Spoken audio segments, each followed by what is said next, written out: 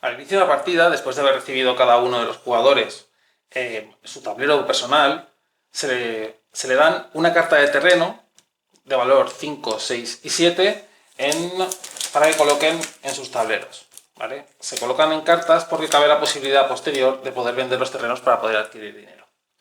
Una vez dado el tablero personal y sus fichas, hay que determinar qué papá y qué mamá nos han cedido o hecho heredar el terreno. Se reparte una carta de papá y mamá a cada jugador y estas cartas van a determinar cuáles son nuestra mano de obra y recursos iniciales. En este caso, la carta de mamá nos da 2 trabajadores, una carta de vid, una carta de visitante de verano y una carta de pedido de vino. Así que los cogemos. Tenemos 2 trabajadores que colocamos en la casilla de trabajadores disponibles, una carta de vid, una carta de visitante de verano y una carta de pedido de vino. Nuestro papá nos da una lira y el trabajador grande. También nos da a elegir o un emparrado o 5 liras. ¿Esto qué significará? Que ya tenemos nuestra primera decisión importante en función de qué tipo de uva hemos obtenido.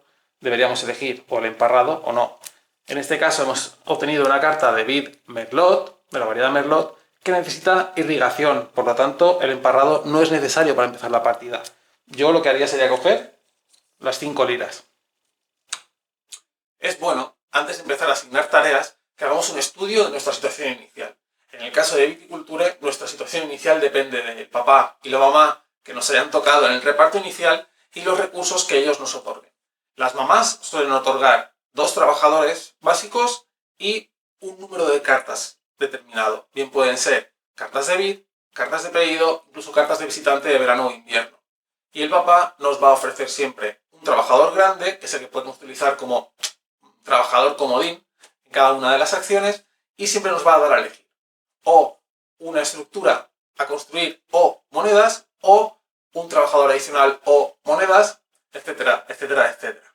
Realizando un estudio inicial básico, podemos ver qué recursos tenemos para el inicio de la partida y seguramente van a poder determinar en gran parte la estrategia que debemos seguir. Si ya disponemos de cartas de vid, no tenemos por qué realizar una acción en nuestro primer turno para conseguir una carta de vid. Seguramente deberíamos plantarla para después, en invierno, poder cosecharla.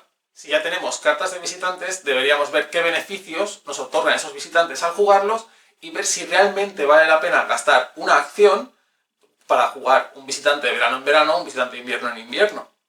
En función de esos recursos iniciales, bien sean número de trabajadores o cartas que nos hayan otorgado nuestros progenitores, vamos a poder tener mucho más clara, como he dicho antes, la estrategia inicial. ¿Qué nos hará falta ahora realmente? ¿Nos hará falta construir estructuras para ser más efectivos? ¿Nos hará falta conseguir vid porque no hemos heredado vid? Una vez todos los jugadores tienen su setup inicial, su preparación inicial, hay que decidir qué jugador va a ser el primer jugador. Esto se realiza normalmente al azar, mediante algún tipo de aplicación, tirando dados o lo que sea. Pongamos que el jugador amarillo va a ser el primer jugador durante el primer año de la partida. Cada una de las rondas de Viticulture se divide en 5 fases: primavera, verano, otoño, invierno y final de año. En el lenguaje del juego, cada ronda se llama año. En primavera, los jugadores lo que hacen es elegir el orden del turno, elegir su posición en la tabla de despertar. Empezando por el jugador inicial, el que tiene la ficha del racimo de uva, cada jugador, siguiendo el orden de las agujas del reloj, coge su ficha de gallo y elige qué posición quiere ocupar en la tabla de despertar. Cuanto más alto, o sea, cuanto más bajo sea el número en la tabla de despertar, antes empezará a realizar acciones, pero cuanto más bajo, mayor será la recompensa que pueda obtener. Pongamos que esta ha sido la decisión de los jugadores. El jugador amarillo ha decidido empezar en primera posición, cogiendo la casilla número 1, asegurándose que nadie va a empezar a elegir acciones antes que él. El jugador naranja ha elegido ser el último, poniéndose el 5, para poder obtener un beneficio, y el jugador morado ha optado por otro beneficio. Seguramente estas elecciones pueden deberse a cuál ha sido la preparación inicial, cuál ha sido la asignación de recursos de los papás y las mamás de cada uno de los jugadores. Como he dicho, el jugador amarillo no obtiene ningún beneficio, el jugador morado robaría una carta de pedido de vino y la añadiría a su mano, y el jugador naranja podría elegir o robar una carta de visitante de verano o una carta de visitante de invierno y añadir la que elija a su mano. Una vez obtenidos los beneficios de la tabla del despertar, la primavera acaba y pasamos a verano, que es la primera de las fases de acción de viticultura. Empezando por el jugador más alto en la tabla del despertar, todos los jugadores, siguiendo el orden de esa misma tabla, pueden coger uno de sus trabajadores y colocarlo en una casilla de acción disponible del tablero de verano. Como ya hemos visto anteriormente, en el tablero tanto de verano como de invierno, las casillas disponibles dependen del número de jugadores. En el momento en que un jugador coloca a su trabajador en una acción,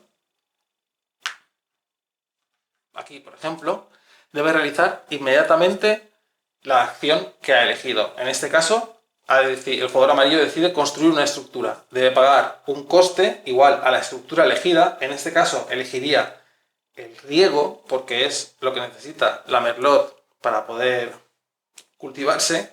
Pagaría su coste, que en este caso son 3. Pagaría 5 monedas y le devolverían 2. Y además, al elegir esta casilla, obtendría la bonificación impresa en el tablero. En este caso, una moneda. Cogería la estructura que ha elegido y la pondría en su tablero personal, para que todos los jugadores viesen que es la estructura que ha construido este turno. Esta elección se va repitiendo por todos los jugadores a lo largo de la ronda, hasta que un jugador decide pasar. En el momento en que, por ejemplo, el morado pasa, desplaza su gallo a la izquierda para señalar al resto de jugadores que ya durante esta acción no va a realizar más acciones.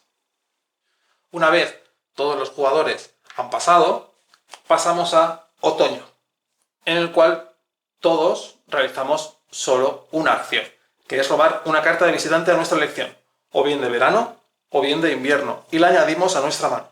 Hay que tener en cuenta también que el hecho de adquirir visitantes va a ser gratuito. En otoño siempre vamos a poder elegir si robar un visitante de verano o invierno. De modo que la elección final realmente está en si quiero jugar o no esos visitantes que he ido adquiriendo en cada una de las rondas. Una vez todos los jugadores han robado su carta de visitante elegida, pasamos a invierno, en el que el proceso se repite igual que en verano. Todos los jugadores, siguiendo el orden de la tabla del despertar, van colocando uno de sus trabajadores en una casilla a su elección y van realizando la acción hasta que todos se han quedado sin trabajadores, en el momento en el que el invierno finaliza y pasamos al final de año o fase de limpieza. Ahora bien, una vez ya tenemos claro qué es lo que tenemos, qué es lo que hemos ido consiguiendo en cada uno de los turnos que hemos ido jugando, el planteamiento inicial siempre debe ser el mismo. Todas las acciones que vaya a realizar durante verano van a tener sinergia con las acciones que vaya a realizar durante invierno. Entiéndase, si durante verano he conseguido vid y he plantado vid, voy a tener luego trabajadores para poder cosechar la vid y así tener uva para poder realizar vino. Si en verano he construido una estructura, esa estructura en invierno va a tener consecuencias inmediatas, o mi plan es a mucho más largo plazo y no me va a importar tanto, y seguramente invertiré un trabajador que pueda haber guardado o no para formar a otro trabajador más. La situación óptima en este punto es que sí, deberían tener sinergia siempre las acciones que realicemos, bien las mismas acciones que realicemos durante el verano o las acciones que pasen de verano a invierno tengan sinergia entre ellas. De modo que si he plantado vid, lo ideal sería poder cosecharla durante el invierno. Claro, también tenemos que tener en cuenta que de qué calidad va a ser la uva que vayamos a cosechar. Ahí ya entramos en la gestión de recursos y la ventana de oportunidad, que no es el tema del que estamos hablando ahora, pero es algo que tenemos que tener en cuenta a la hora de planificarlo también. Nos podemos encontrar ante una situación subóptima, que es no van a tener sinergia entre ellas las acciones, o bien las que realicemos en cada una de las estaciones o de las estaciones entre ellas.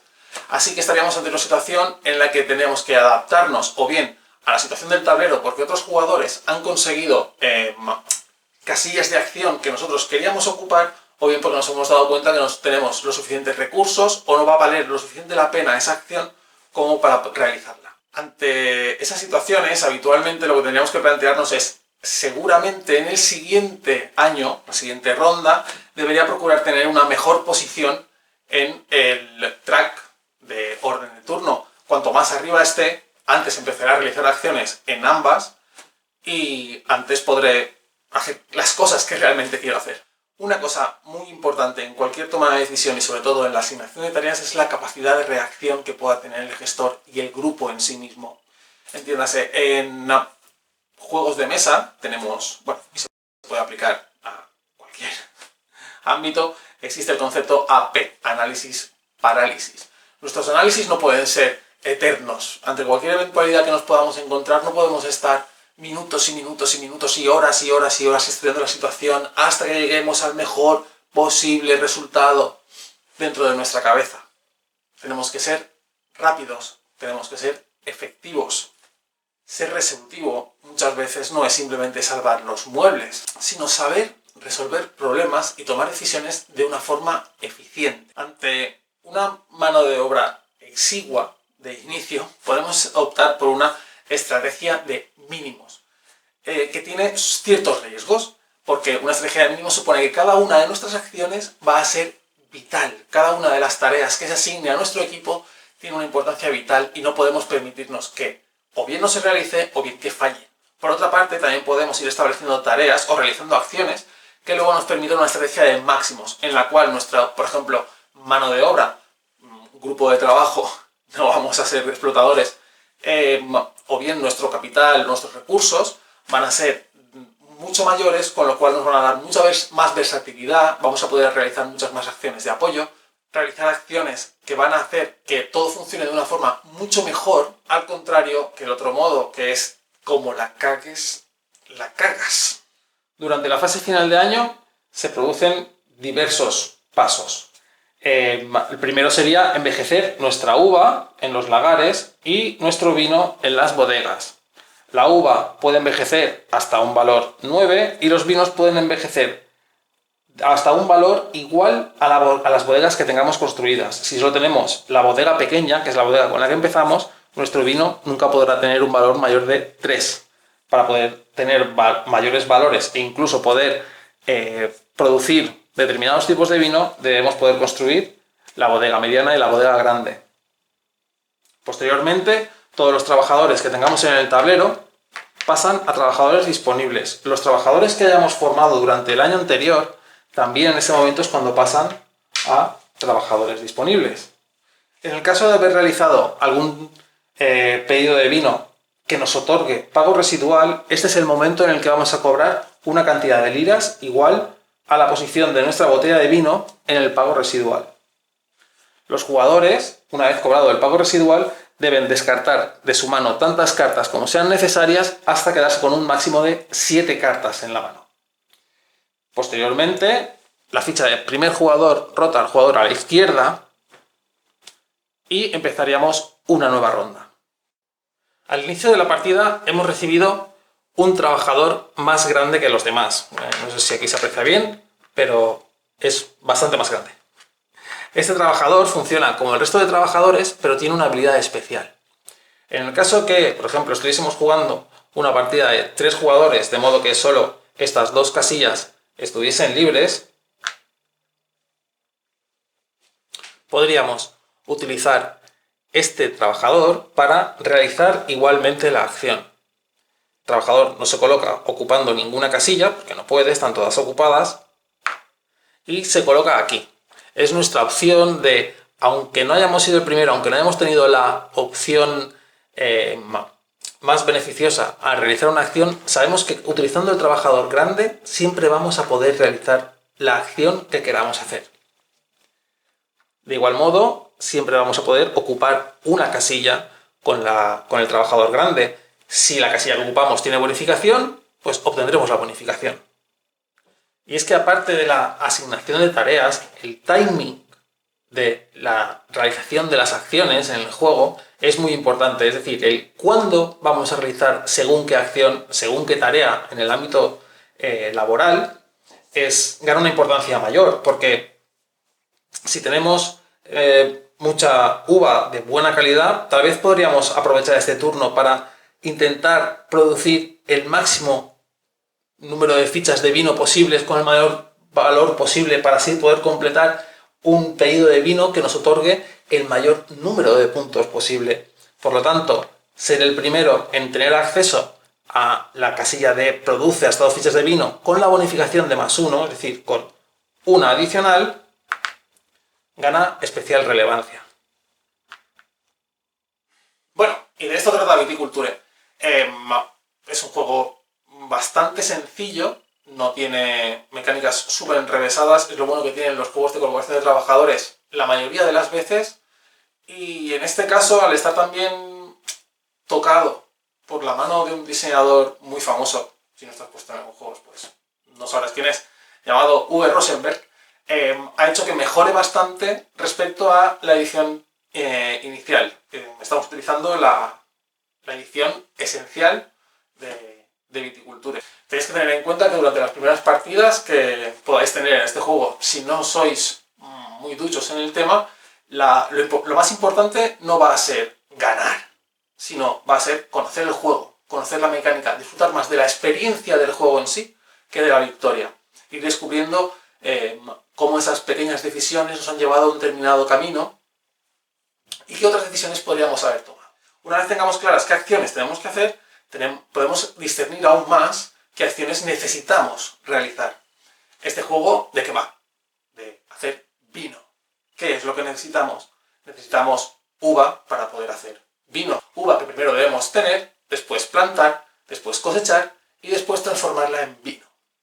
Así pues, si en el inicio de la partida tu papá y tu mamá no te han dado uva como parte de la herencia, está claro que las primeras acciones que deberías realizar deberían estar enfocadas a conseguir uva. Hay que tener sobre todo en cuenta que no podemos lanzarnos a lo loco y decir, bueno, ¿qué tenemos que hacer, chicos? Esto. Vale, muy bien, hagámoslo. Bueno, espera, vamos a ver. Para un segundo. ¿Cuándo lo vamos a hacer? ¿Tenemos tiempo para hacerlo? ¿Qué tipo de prioridades vamos a marcar? En el mundo laboral tenemos un montón de herramientas que nos pueden servir a marcar un tipo de prioridades estratégicas, de resultados. Hay muchísimas herramientas. Yo personalmente utilizo un Kanban de asignación de tareas y la verdad es que a mí personalmente me funciona muy bien. Todo el mundo tiene asignado una tarea que más o menos he ido hablando de cuándo se puede realizar. Lo primero es priorizar. ¿Qué necesito para empezar a ganar? Porque cuanto antes empiezas a ganar, más fácil es continuar ganando después y llegar ganando al final. Ahora bien, todo depende de la táctica que quieras utilizar. Hay jugadores que prefieren primero conseguir un número de estructuras determinado para poder empezar a plantar mejores uvas o poder obtener mayores réditos de sus campos. Hay otros jugadores que no, que inmediatamente se dedican a turno 1, intento tener uva, intento plantar uva y en el último turno la cosecho. Y ya en invierno la cosecharé. Con mi trabajador grande, con un pequeño, da igual. Pero seguramente lo podrán hacer. De ese modo aceleran mucho más su producción de vino. Tenemos que procurar que cada una de las acciones que tomemos tengan un peso determinado sobre el resultado final que queremos obtener. Si vamos a jugar una carta de visitante de verano que no tiene un peso específico en este turno, ni siquiera a largo plazo, sino que va a depender de que luego pueda conseguir otras cartas, seguramente esa acción no va a ser la mejor que podamos tomar. Ya, pero es que no quiero descartarme de una carta que tengo en la mano. ¿Y por qué no? Seguramente esa carta no tiene... va a depender de tantas otras cosas que puedan o no pasar después, que jugar esa carta de visitante, a no ser que simplemente quieras tapar una casilla de bonificación, no tiene mucho sentido. Probablemente te valdría más gastar 4 liras y formar un trabajador, o intentar coger un pedido, o intentar completar un pedido, que es lo que te va a hacer ganar. Lo que pretendo decir en este vídeo es lo siguiente. No es hacerlo todo. Es muchas veces imposible hacerlo todo. Sino, ¿qué hago? ¿Cuándo lo hago? ¿Y para qué lo hago? Os aconsejo que juguéis a Viticulture, juguéis a cualquier juego de colocación de trabajadores, lo toméis como una experiencia lúdica diferente, interesante, si no habéis jugado nunca en ningún tipo de estos juegos, y aparte como un ejercicio mental en el que vais a poder abrir los caminos de un pensamiento más óptimo, más seguro y más inmediato. Nos vemos en el siguiente La vida es juego.